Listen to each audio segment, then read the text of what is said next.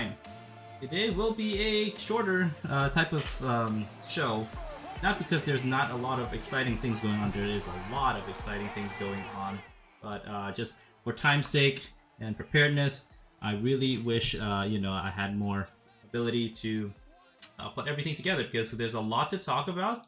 League of Legends, the first big announcement was dropping two cinematics. One was a peek, kind of closing out on Noxus Season 1 and teasing that we were going to Ionia, and then boom, and a few days later they dropped the music video, Spirit Blossom Beyond. You get to watch a little bit here. I'll let it play on the background, but as you can tell, there was a lot of great animation, great music, new champ teased, and so lots and lots of things may be going on in the League of Legends universe. I won't show the whole thing. I want to be hit by the DCAM. But as you can see, they really teased a beautiful landscape, flowers, color, vibrant, a very Ionian kind of feel for sure. But what we kind of came away with, some of these champs that they tease are not Ionian champs. In fact, they are Spirit Blossom skin line that will be released. And you can see so many things to be prepared for. We see Ashe, we see Jin Zhao, we see Lux, we see Morgana, and then, of course, they also teased a new champion whose name is to be revealed. We saw it at the beginning, Yunara, who is going to be an ADC. So interestingly note, the model character kinda maybe a mage, an enchanter, ADC, an APC maybe, potentially. That's what people think. It's gonna be very fun if you run Yunara and Karma together. It's gonna be highly confusing, but maybe it will create a little bit of chaos. But so take a moment, watch it, get ready. I think it's dropping on April 30th, and so lots of new things. It's a good time to be a League of Legends player, fan. I mean, toxicity aside, trying to not running into the camps. Ranked and whatnot. I think it's a fun time to try out something new because again, it's a whole fresh game. They're making changes to items. They're making changes to Arakan. They're making changes to rose petals. They're making changes to. They're bringing a new mini game called Brawl, which I'm highly intrigued by. It seems like a sort of soccer mix, something where you push the minions into your enemy's goals. So I am looking forward to that. So, getting excited for that. We are also now then we gotta talk about esports, man. It's Superweek. It's been quite quick, honestly, but the most fun that I can say that really captivate this season was the introduction of fantasy. There's so many people talking about it. My Discord is always blowing up. Every match, everything can be discussed circling around fantasy. And I even tuned into LTA South, and the announcers were talking about fantasy points. Even though I don't understand a lick of Portuguese, I do understand the word fantasy, punta, and so it can bring a lot. There's great potential here. Of course, we're not going to ignore the big elephant in the room, which is that viewership still has not come back. In fact, we are still very low. So a lot of discussions about, where's this headed? We want LCS back, and those are some really negative vibes, and we don't avoid them. We acknowledge them, and there is good points that are made by people like David Shynock, people like I think Doc Respawn also talked a little bit about it. I am on a wait and see approach. I want this product to succeed. I think there is potential, but it is really not drawing in the viewership, really drawing in the interest that we want. And so the league has to respond to that. Riot has to respond to that. It is really entirely on their hand. This is their product that they went with. Of course, we've seen a lot of ups and downs. 2 years ago, right, one of the lower point of LCS. I think this one is really even lower in terms of at least interest and viewership. But we have a lot of things riding on this year. We have streamers being co-owners of the team. We have Toast, who owns a team and pours in every resource that he can into being one of the tier 1 teams in the LTA. So I don't have the answer. I hope that maybe we continue to explore. We encourage people to come in. We need new, fresh interest. And there is definitely a lot of things that are vying for our interest. A lot of different games now that people can pay attention to. Valorant continues to be one of the most well-watched esports out there. You know, it's our region. It is not the game itself. It's not League esports because when Worlds come around, when MSI comes around, there's going to be eyes. There people are going to be interested, and the popularity is still there. But regionally speaking, across regions, there has been a dip, and unfortunately for our region, for my region, the region that I'm a fan of, a major dip. So I don't know. Maybe part of the idea is draw people to the game. The game is fun again if you don't grind your rank. If you do grind rank, there is even a great way to introduce people into that. I follow Ludwig's case study. If you go to the Broken by Concept podcast and his interview there, I thought that was a fantastic interview. To really, I feel seen, I feel heard, I feel really connected to the experiences of streamers trying to climb, those who haven't really played League of Legends much.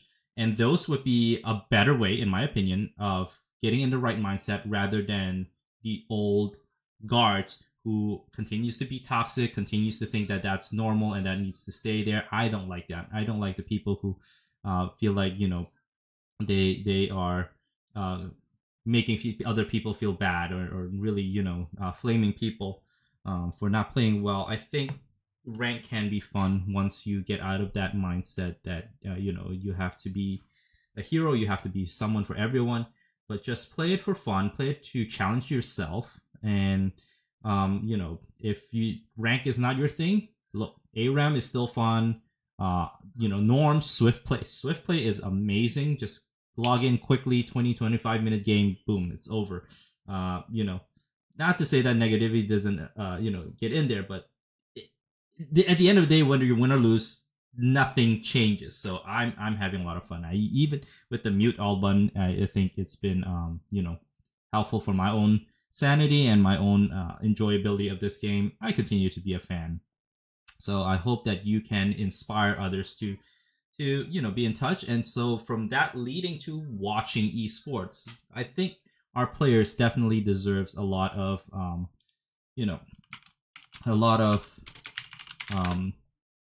work. Did they change the website? Profiles. I'm missing a plural. Okay. The LCS profiles, you get to know the players here. This is a great, fantastic website just for people to, get to know the players, know their background. Some former players like Jojo Pyun, hopefully he comes back. We have fan arts. This is what the broadcast has introduced to. We get to see Elaine, my vote for fan of the year. Her, shout out to having the former EG players doing pros, acknowledged by that, but also the art that is put out here. It's fantastic. And just give the site a visit as well and look into the interviews. I think Arsh does a fantastic job of compiling, talking to these people, getting us these great insights into their mind about how they're feeling from week to week, and very short read, very great read too. And you get to choose which of your favorite players. FlyQuest fan here, Whippo wanting to push the region. I want that same thing. I want to level up the whole region. Masu, Busio putting each other's life on the line every week. Saying that they have to go undefeated or else their life is on stake. And Sniper has just become one of my favorite players to listen to his interview here, and also go to Mihir's YouTube page to listen to all the interviews that he has there. So I'm giving you plenty of resources, plenty of things to be connected.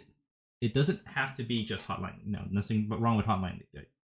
Listen to that every week just to kind of get the pulse on fans, but too many doomers and gloomers on there. maybe I'll go on Reddit. But in any case, aside from that, let's talk fantasy. I have one of two teams. This is the team that I have most success with. This was not the team that I intended to pull up, but since it's up here, I'll just kind of walk you through. Last week, I went mostly Lion and Loki, Lion players and Loki, and that really helped me bounce back from a really poor week. Right now, I'm still, let me see, by league, I'm still not that great. I think in the LTA Discord, which I care about the most, I am ranked very low, honestly, 31st. Trying to make my way up. Some people have amazing day scores. Lunar Day, Arsh jumped up ahead. Lunar continues to be number one. It's gonna be a little bit hard to catch up, and we have learned a lot of different things throughout the two weekends that we've played. One mainly target Dignitas targets Shopify Rebellion, and that's the hope that you will win big.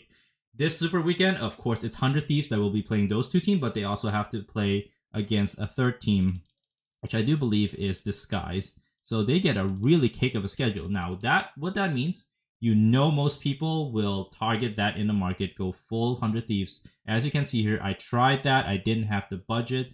So I had to punt somewhere, so I chose to punt at Jungle. Mind you, I don't want to do that. Let me walk you then through my process as we continue to try to figure out this puzzle that is fantasy.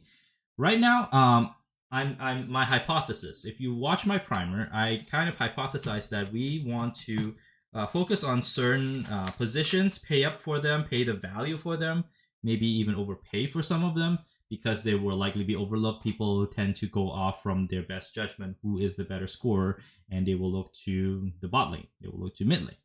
So one of my hypotheses was that mid lane may not be as worth it. They don't have as much bonuses to hit from their individual scoring wise, and that not a lot of mid laners hit their 30% damage share easily. That hypothesis is proven to be false. Mid actually scores well in this game. As you can see here, they average in the 20s, and there's a clear separation once you hit to Saint and everyone down. It's very much a huge drop off from 19 points, averaging a 19 points to anything that are like 14 and under. So this is a position that now I will try to pay up for. Now you don't have to do what I do, go all the way to quit. I think there's really no value. I'm really praying that I hit value. I'm not gonna exceed value, because he is the most expensive mid out there, and anything that he has to score in the 30s. He has to average 30 points. That's really hard in the 3 games like, but he has to score 30 points or so to exceed value, right? So if he's in the 20s, I'm glad. But what does that mean? It means that Quad, who is cheaper, Loki, who is cheaper, Kissy, who is cheaper, even Fu, who is cheaper, have the potential to be a better value than Quid. And they're much cheaper. Maybe not by a lot. I mean, Quad and Quid, almost interchangeable. The 0.2 gold is almost a negligible difference in gold. But let's say, Kissy suddenly has a huge blow-up week. He doesn't really necessarily have a strong, difficult schedule either. If he hits 20 points, even if he hits 19 points, and Quid hits 22, because there's almost a 2 gold difference, Kissy would actually be a better value play, right? Better value, and with that saving, they could have paid up somewhere else. Right now, I am paying all the way up, and this makes it really. I'm hoping that I'm just hitting value, and most people will try to pay up for Quid too, in my opinion, because they would just want the points. They want the easy schedule. They want the points, but they don't take into account some of the thinking where you'll have to construct a team. Now, jungle has become as pricey as mid, maybe about a few golds, points, decimal golds, even more expensive. That's because they are worth it. Now, the gap isn't as severe. We have, 20s for the top four, and then it drops all the way down to 16, 15, 19 Audioland, and then there's a severe drop off after that. Ideally, if you can, you want to stay within this range, this tier, right? If you can have Umpty, who have two easy matchup and maybe one difficult matchup, if he's for some reason also win the C9 game, this is a great value for Umpty, I think. Even if he just hits 15 points. Now, I don't have a goal to pay up for him. I wish I did.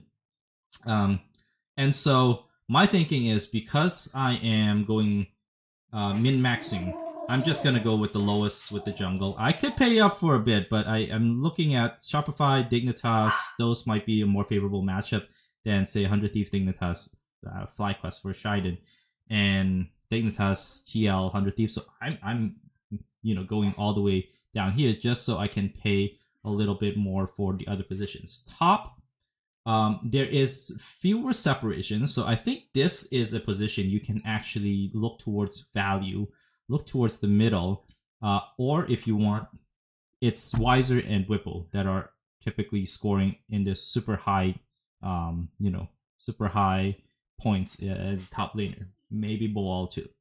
I think fair. If you have the gold, yes, I think Boal is a fantastic value to play. Maybe Robo, I think his IE and Fluxo are kind of a good matchup for him to play against.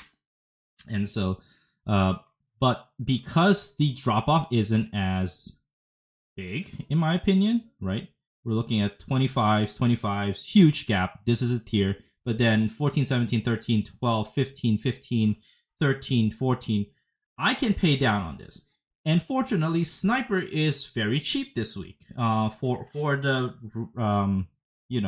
for the matchup that he's has, anyone below him does not seem to have as clear cut of a matchup. Maybe if you believe in Fluxo, I don't know if I have there yet. Maybe if you believe in Isurus's bounce back, but no one that below Sniper seems to be worth that pay down because of the gold, the matchup, and the potential points you can score. And he is really, like, we're talking about 8 gold difference from the most expensive one. If he scores anywhere close to 20 again, I think he's a better value than Wiser and Whipple, right? So it's these three I'm looking at if you want to save. Maybe Thanatos, he looked really good, but he does have the two fairly difficult matchup. Zothve is someone that you can potentially look to. He's not bad, right? When you're looking at these points, but he hasn't hit that 15 plus except for that one time. So Sniper, great matchup, great value. I'm gonna predict that overwhelmingly people are going to play Sniper. So if you want to stray away, if you want to take that chance, you can fade him and play a different top laner, just so you don't have to compete with many people who will be playing against with the same player. Bottom is one where, again, the point spread isn't as huge. There you have clear top 4 tier. FBI isn't even the most expensive. There's a huge gap, in my opinion, at least 3 gold difference between Sven to FBI, and FBI has the better 3 matchups. Morpheus is another one you want to look at, and really if you want to save some gold and maybe pay up.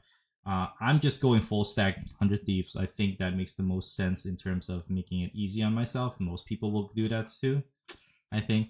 But Masu, Morpheus, Yon, all are viable plays in my opinion.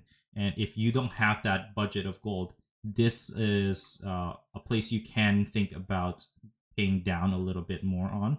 I just wouldn't go all the way down here because they are really not even hitting the value no matter how cheap they look to be. So I'll probably draw the line around Route. Loud is it's a good play this week if you are looking for value. And finally in support, Busio, I had him initially. His price shot up. I'm trading him in. I'm cashing my value in, even though he's still going to be a good play if you capped him. I just complete my 100 Thieves stack lineup and pay down on Ayla. I'm not saving a lot here. And in fact, I can go back and pay up for Busio, but again, I'm looking at matchups and potential scoring. Um, and really, Trimby is a fantastic play as well. He's cheap. He's right there. But I need that kind of saving? I don't think so. So this roster, I will go full 100 Thieves because I have the budget. Now, if you don't have the budget, right, you really need to pick and choose well and have a plan in place to you know play some of the 100 Thieves. Those are going to be chalk plays as they call it, and then take a chance on some of the LTA South players, or take a chance on maybe Trimby. Again, I think VKS Vivo Keys might be for real. It could backfire, but I think they're for real. Could go Core JJ. You could go Loud Redbird, and save up a little gold and hope they hit. Even if they just need to win 2 out of the 3 games by a large margin, you want to go there. So that's kind of my process for LTA Fantasy. I'd like to hear more of your thoughts. If you have different strategies, if you have different ideas, I did a quick, I don't know how clear it is, kind of track down all the different scoring by teams and how many points they would get facing a certain team, and really it comes down to 100 Thieves as the best schedule. Then follow that with possibly Shopify if they are able to pull this off. I don't know if I want to gamble against that, but I'm sorry, not Shopify. Disguise has another good matchup. FlyQuest will always have that great matchup, but they are expensive as hell. And then Vivo Keys and Loud are like following those. Those are the teams that I think projects to score well based on their schedule. Now, there are more nuanced ways to do research, and really, last week I think I tweeted out projection on that Sunday. These are the games that I think will be high scoring. I find that using some metrics that I don't want to share on here yet because it's not quite clear yet. But looking at this, my predictions before the games were played, and I'll post that on TikTok maybe in a little bit, maybe by tomorrow. I predicted, here's my prediction, before the games played on Sunday, the order of the most kills, most total team kills that will happen is in this following. So let me walk you through what happened then. The first game that was predicted to be the highest scoring, Love versus Loud, ended up with 22 total kills, which is not bad, but it's not great either. Then 100 Thieves versus Dignitas, 35 kills, which was one of the higher ones. Followed by Red versus Pain, that was a 35 total kill game. And then FlyQuest versus Shopify, this one was a bonanza. This one just blew everyone out of the water. They had 45 total kills. Followed by Vivo Keith versus Isurus, that led to 32 total kills, which is in that range. And then Team Liquid versus Lion, C9 versus Dig, Fluxo versus Furia. They were all projected to be lower scoring, and it bears that out. TL versus Lion had only 20 total kills. C9 versus Dig was on a higher end, on 27 kills, but not high, right? And then Fluxo versus Furia ended with 14 kills. So there is some prediction. There is a model that predicts some of these kills. It's not perfect, but as you can tell, if you had just focused on the players from 100 Thieves versus Dignitas, FlyQuest versus Shopify Rebellion, which probably I didn't look into as much, but I probably should have. You would have scored decently well, even if you had picked Red versus Pain Gaming, Red Cannons versus Pain Gaming. You had 35 total kills in that game, so having a mixture of those players in those games would have brought you a good number of score for that day. Now, the model doesn't pump out all the numbers that I wanted for like both days, and now we'll have to look for 3 days. But this is a way to keep track and make your best guess as to which player seems to be a good value for you to put in your fantasy team, based on the projected total kills that's going to happen. And you, of course, you want to pick the winners. So let me know what you think about this strategy. Let me know what you think about, how I'm going about it. I'd like to hear also your thoughts. Maybe you have different approaches. This fantasy game is wide open for different construction, for different theories to have fun with, and I like to see your team at the top of the leaderboards at some capacity. And we're gonna look for more fun to happen now. We are looking for feedback, talking to Pedro, talking to all the devs. They want to have your feedback about how to make fantasy a fun and better game. So until next time, people, my friends who love this League of Legends, love this game that we play, love the games that we watch. Until next time, continue to be a fan.